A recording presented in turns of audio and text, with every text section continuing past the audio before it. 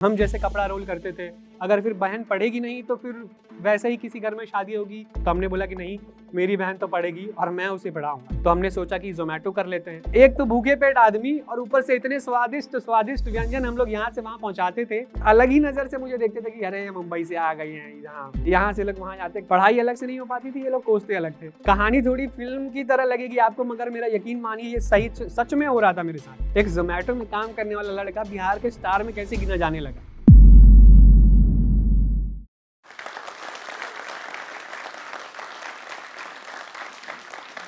नमस्ते, मेरा नाम है अभिषेक और आप सभी लोग इंटरनेट की दुनिया पे मुझे जी अभिषेक जी के नाम से जानते हैं।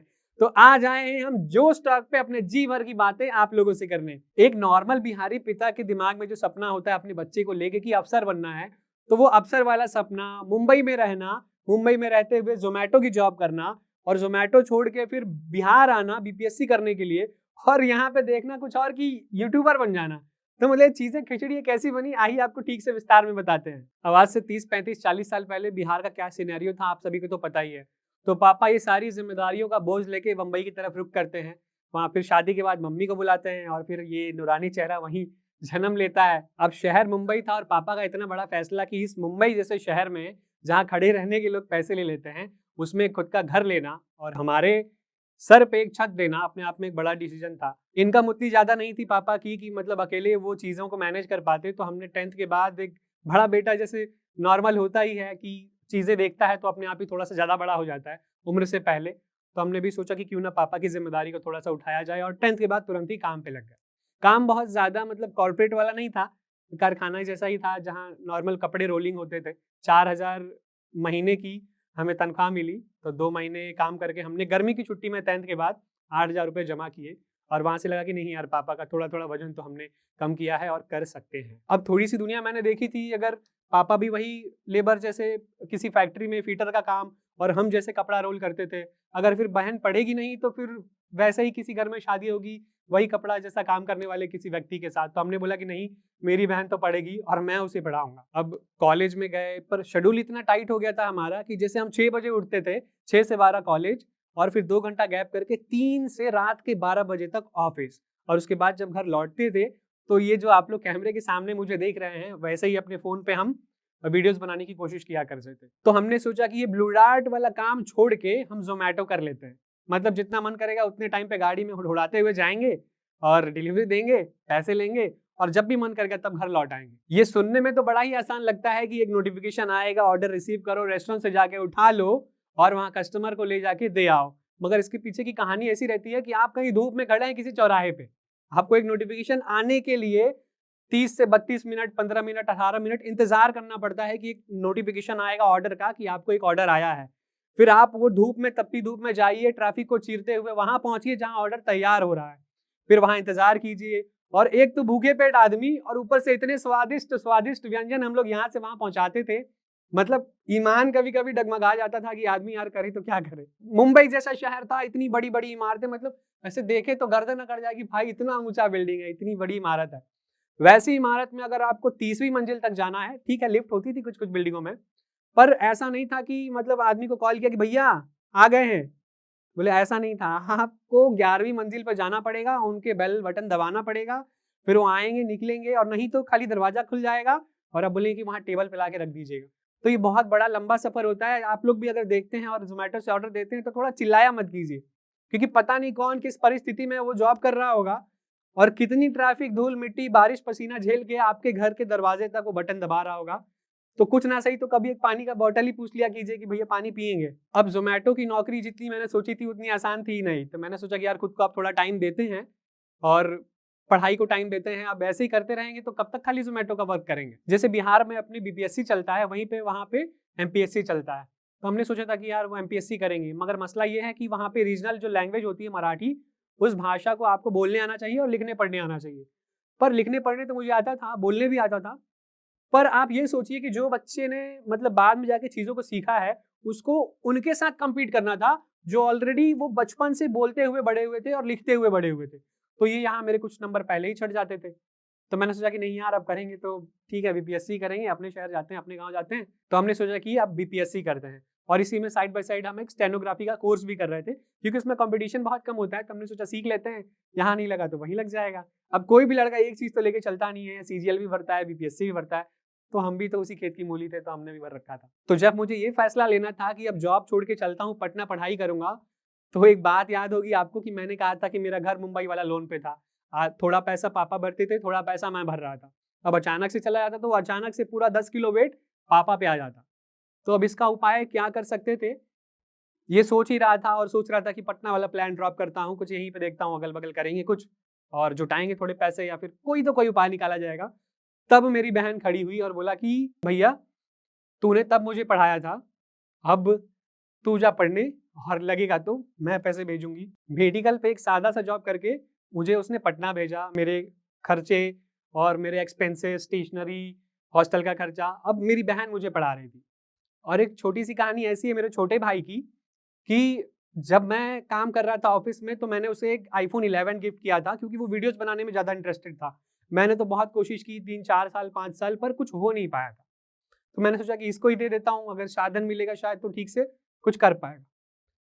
तो जब मैंने रुख किया मुंबई से पटना का, तो निकलते वक्त ना मेरे भाई ने वो फ़ोन निकाला और कहा कि ये ले। तो सीन ऐसा था कि उसने कहा कि तू मम्मी छोड़ के जा रहा है, तू पापा छोड़ के जा रहा है, तू बहन छोड़ के जा रहा है, तू भाई छोड़ के जा रहा है। ये ले, तू आईफ़ोन ले, और तेरा मन करेगा तो तू वीडियोज़ बनाना, ये तेरे साथ रहेगा, ऐसे समझ ले कि मैं हूँ तेरे साथ। तो मैं वापस पटना आया, मैंने पढ़ाई शुरू की पवन भैया के आशीर्वाद से और पूरे घर वालों के सपोर्ट से। वो जो हॉस्टल था, वो 10th के बच्चों का था, 10th तक के बच्चों का, और मैं अभी ग्रेजुएट आदमी। जब मैं सोता था तो वहाँ के खटाल और चौकी इतनी छोटी-छोटी थी कि इतना पैर मेरा बाहर लटकता रहता था। या तो हाथ इतना बाहर रहेगा ऐसे सोते टाइम, या तो पैर उतना बाहर रहता था। मच्छर काट के हैरान कर देते थे अलग से। फिर भैया से मैंने कहा कि भैया यहाँ पे हो नहीं पा रहा है, मज़ा नहीं आ रहा है। और जिस रूम में मैं रहता था उसमें रहते थे 2 और एकदम बदमाश बच्चे, और उनके चक्कर में पढ़ाई भी उतनी नहीं हो पाती थी, और अलग ही नज़र से मुझे देखते थे कि अरे ये मुंबई से आ गए हैं यहाँ, अरे यार मुंबई से आ गए, बताइए यहाँ से लोग वहाँ जाते हैं, क्या दिमाग लगाया आपने कि यहाँ चले आए। पढ़ाई अलग से नहीं हो पाती थी, ये लोग कोसते अलग थे, और थे मेरे से बहुत छोटे। अब आप सोच रहे होंगे कि यार ये तो मुंबई से पटना पढ़ने के लिए आया पूरे घर वालों के सपोर्ट से, मगर अचानक से कंटेंट क्रिएटर कैसे बन गया, एक जोमेटो में काम करने वाला लड़का बिहार के स्टार में कैसे गिना जाने लगा।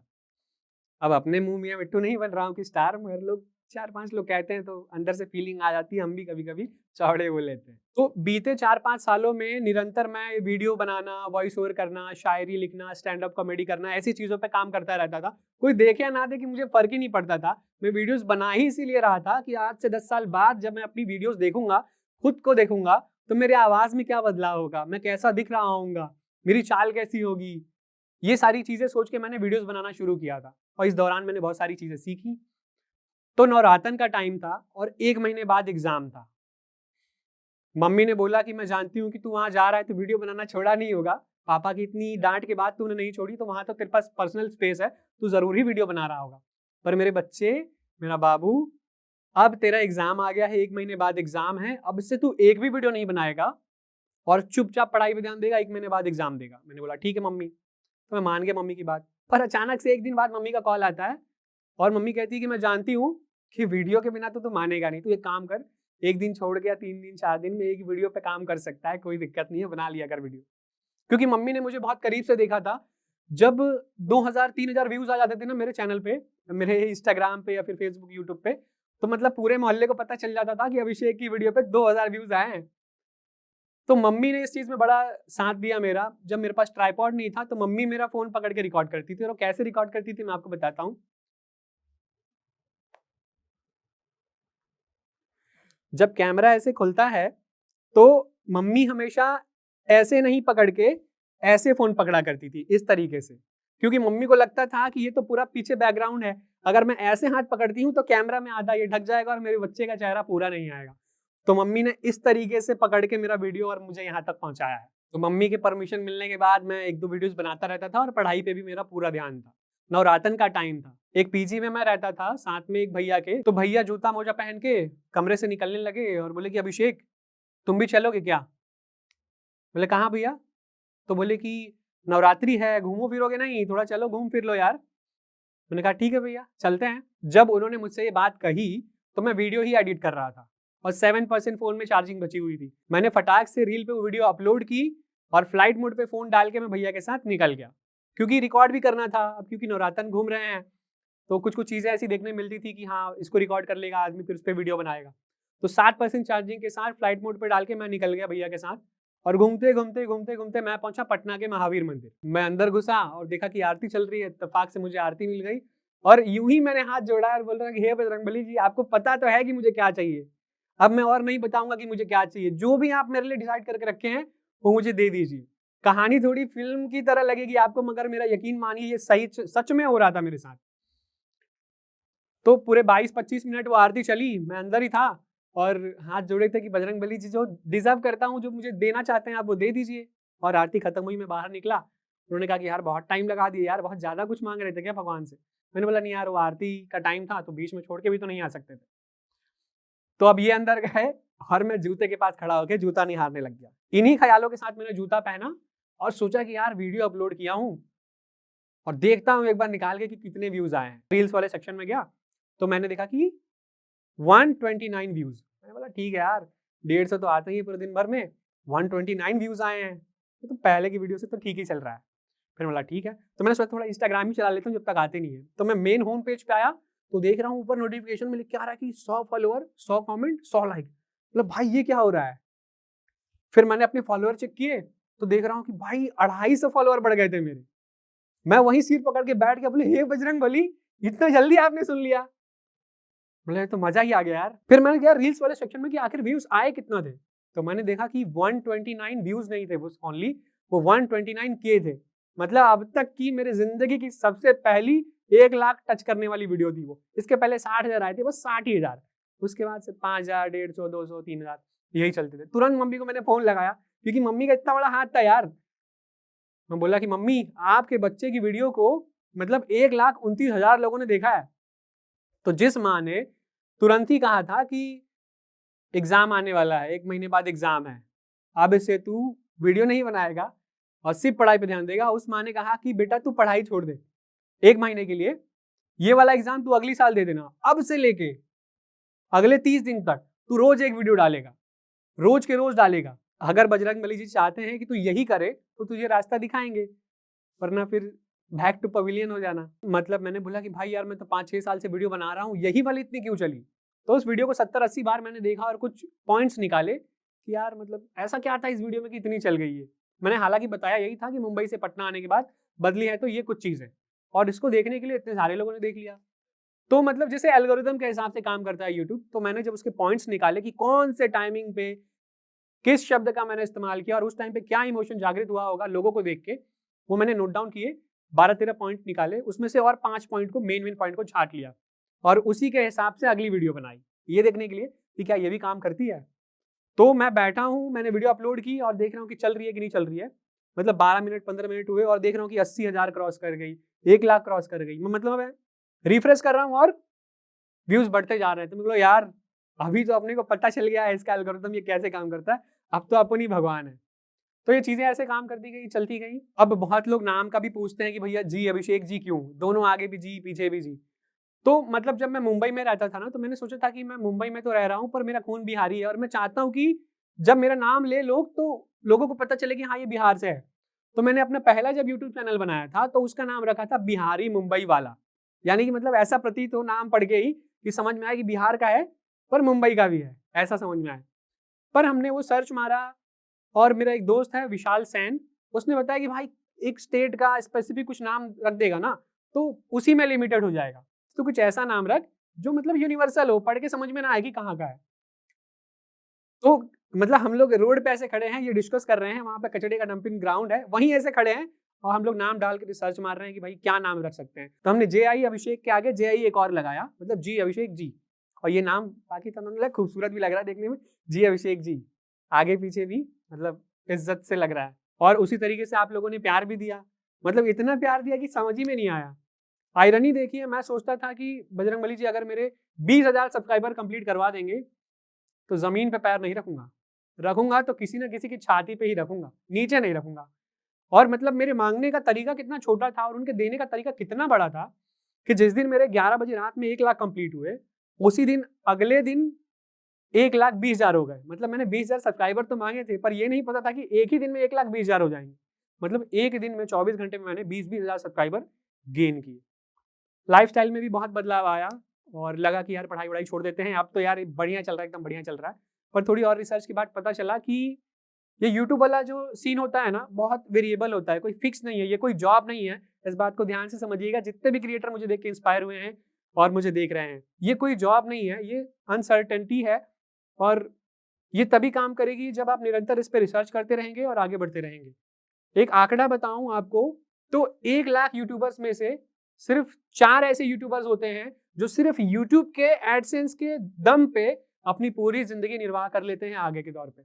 वरना वो लोग कुछ पीक टाइम पे आते हैं और फिर डाउन चले जाते हैं। ऐसा अगर वो कुछ बिजनेस या फिर और कुछ चीजें इसके पीछे खड़ा नहीं करते हैं तो। कोई देख के पढ़ाई छोड़ना नहीं, अरे अभिषेक भैया तो वायरल हो गए भाई, घर चल रहा है, पापा खुश, मम्मी खुश, घर का लोन दे दिए। ऐसा नहीं है, मेरी पढ़ाई अभी भी चल रही है। क्योंकि मान लीजिए आगे चल के यूट्यूब चैनल किसी तरीके से डिलीट हो जाता है, हैक हो जाता है, या फिर यूट्यूब इंडिया में बैन ही हो जाता है या फिर बंद हो जाता है, तब मैं कहाँ जाऊँगा? फिर जोमेटो करने तो नहीं जाऊँगा। इसीलिए पढ़ा लिखा रहूँगा तो दुनिया के किसी भी कोने में रहूँगा तो इज्जत की कमा खा पाऊंगा। और यही आपसे रिक्वेस्ट रहेगी कि इन सारी चीज़ों को देख के इन्फ्लुएंस हो रहे हैं तो इन चीज़ों का ध्यान रखिएगा। अब आते हैं सबसे करारे सवाल पे कि अभिषेक भैया कितना कमाते हैं। छाप देते होंगे एकदम, है गाड़ के रखे होंगे कहीं पैसा, 2000 का गुलाबी नोट। तो भैया ऐसा नहीं है। यूट्यूब से ऐसा भी नहीं होता कि अथाह पैसा आ जाए कि इनकम टैक्स की रेड पड़ जाए। हाँ, इतना आ जाता है कि आदमी 2 वक्त की दाल रोटी खा लेता है। पर हाँ, कभी कभी इतना भी नहीं आता कि मतलब जब हम 4,000 5,000 की नौकरी किया करते थे वो उसके मुकाबले भी कभी कभी नहीं हो पाता है। व्यूज आएंगे तो पैसा आएगा, वीडियो चलेंगी तो ही पैसा आएगा। ये ऐसी जॉब नहीं है कि एक बार लग गए तो लाख 5 लाख 10 लाख आपके अकाउंट में हर महीने क्रेडिट का मैसेज आए जा रहा है, आए जा रहा है। और इसी चीज को ध्यान में रखते हुए मैंने सोचा कि नहीं यार, पढ़ाई कंटिन्यू करनी है। क्योंकि एक महीने आया इतना, लगा कि यार अब तो फाड़ देंगे, खरीद लेंगे एक तरफ से पटना, धीरे धीरे खरीदना शुरू कर देंगे। मगर ऐसा नहीं होता है। किसी महीने इतना आता है कि पटना के किसी घर का रेंट भी मैं ना दे पाऊं। तो जैसा कि मैंने आपको बताया था कि 1 लाख यूट्यूबर्स में से सिर्फ 4 लोग ही ऐसे होते हैं जो यूट्यूब के दम पे अपनी जिंदगी को सर्वाइव कर पाते हैं। और ये वही लोग होते हैं जो रिसर्च करते रहते हैं, उसमें ट्रेंड देखते हैं, बाकी सारी चीजें देखते हैं, अपने कंटेंट में बदलाव लाते हैं, अपनी चीजों में बदलाव लाते हैं, इक्विपमेंट में बदलाव लाते हैं, तभी ये चीजें पॉसिबल है। आप सोचेंगे कि बस बना के डाले जा रहे हैं, तो ऐसा नहीं होगा और इस पर डिपेंडेंट इसीलिए नहीं रहना चाहिए। इसको एक अलग से सोर्स ऑफ इनकम मान सकते हैं, पर ये पैसिव इनकम का सोर्स नहीं है। क्योंकि आपको निरंतर मेहनत करनी पड़ेगी, आपको रातों को जाग के एडिटिंग करना पड़ेगा, दिन में शूट करना पड़ेगा, तभी जाके ये चीजें आपको हासिल हो पाएंगी। और वो भी फिक्स नहीं है कि वीडियो चलेगी या नहीं चलेगी। तो जाते जाते बस इतना ही कहता जाऊंगा कि जैसे 7-8 सालों में मैंने जितना भी कुछ सीखा, शुरू से लेके शायरी, पोइट्री, कॉमेडी, ह्यूमर वाली चीजें, मजाकिया अंदाज, वीडियो बनाना, शूटिंग करना, एडिट करना, ये तब सफल हो पाया जब अचानक से मेरी वीडियो वायरल हुई। और उसको सस्टेन करने के लिए ये सारे स्किल्स मेरे पास पहले से ही थे। मैंने इसको कभी नहीं सोचा था कि यूट्यूबर बनना है या फिर यूट्यूब पे वीडियोस बना के पैसे कमाने हैं, फेमस होना है। मैं बस वही कर रहा था जो मेरा दिल कहता था। मैंने कभी भी किसी को देख के कुछ कॉपी करने की कोशिश नहीं की। अगर किया होता तो शायद मैं कोई ट्रेंड नहीं बना पाता। जैसे बिहार में मिनी व्लॉग्स का लेके आया कल्चर, और मतलब मुझसे पहले और भी लोग बनाते होंगे, पर प्रॉपर बिहार में इस चीज को मैंने दिया और लोगों ने इसको बहुत अब फॉलो कर रहे हैं, बहुत ज्यादा। तो कोशिश कीजिए कि आप ज्यादा ट्रेंड को फॉलो ना करें, अपनी चीजों को कंटिन्यू रखें, अपने रॉनेस को कंटिन्यू रखें, जो आप हैं उस चीज को कंटिन्यू रखें। क्योंकि वही चीजें हैं जो आगे आके ट्रेंड बनेंगी और आपको लोग फॉलो करेंगे। तो सलाह यही रहेगी कि खुद पे काम करते रहिए। यूट्यूब पे पैसे कमाने के इरादे से कभी मत आइएगा, वरना फिर कुछ नहीं कर पाएंगे। खुद के ऊपर काम करते रहिए, खुद की स्किल्स पे काम करते रहिए, इसको एक पैशन की तरह लीजिए। और ज्यादातर जो सक्सेसफुल आज यूट्यूबर्स हैं, उन्होंने इस चीज को पैशन की तरह ही शुरू किया था, जैसे मैंने शुरू किया था। तो आप पहले ही पैसा पैसा दिमाग में सोच के आएंगे तो फिर तो भैया दिक्कत है। आज भी मुझे मेरे कमेंट सेक्शन में, डीएम में कई ऐसे मैसेजेस आते हैं कि भैया यार कितना कमा लेते हो। मैं सोच रहा हूँ कि पढ़ाई लिखाई के साथ ही करूँ ताकि एक इनकम का सोर्स जनरेट हो जाए और मैं भी सर्वाइव कर पाऊँ। तो भैया ऐसा नहीं है, आप जो कर रहे हैं पहले उसको कीजिए, इसको साइड बाय साइड सीखते रहिए। और पहली बात तो किसी को देख के शुरू ही मत कीजिए, क्योंकि आप वो बनाने की कोशिश कर रहे हैं जो दूसरे बना रहे हैं। आप वो बनाने की कोशिश कीजिए, वो करने की कोशिश कीजिए जो आप करना चाहते हैं, आपको जो चीज करने में मजा आता हो। इसने ढेर सारा इंस्पायरिंग स्टोरी एक से एक बढ़ के बिहारी के एकरा पर देखेला मिलतो। एकरा नाम है जोश टॉक्स बिहार। तो जोश टॉक बिहार के भाई बढ़िया से सब्सक्राइब कर ले हूँ, घंटा उंटा दबा दे हूँ कि नोटिफिकेशन आते रहे। अरे जब मन होले उदास तक खोल लेल की जोश टॉक बिहार, ओकर बाद देखल की मन के तरोताजा कैल के एकदम मोटिवेशन लेल की काम शुरू कैल के सफलता कैसे न मिलते, एकदम मिलते झंडा गाड़ दबो।